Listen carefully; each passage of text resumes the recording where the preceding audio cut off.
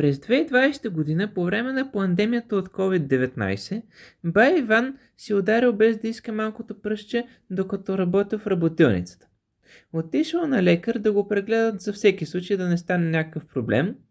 И докторът след прегледа му казва: бай Иване, здрав си като бик. Ама я дай тук подпиши един документ, че си бил излекуван от коронавирус. Бай Иван възроптал: как така от коронавирус? Това е долна лъжа, аз дори не съм бил настинал. Как така? Но доктор възразил и рекал: бай Иване, бъди човек, моля ти се, ако подпишеш, ще ти отпуснат 1000 лева и на нас ще дадат нещичко. Бай Иван се замисли и казал: добре, давай документа. Подписал го и с преведените му 1000 лева си купил палто. Когато се е разхождал по града с палтото, приятелите му го питали: бай Иване, това палто от щип ли? А той се шегува и се смея и казва: не е от щип палтото, е от грип. Ха-ха-ха-ха-ха-ха-ха!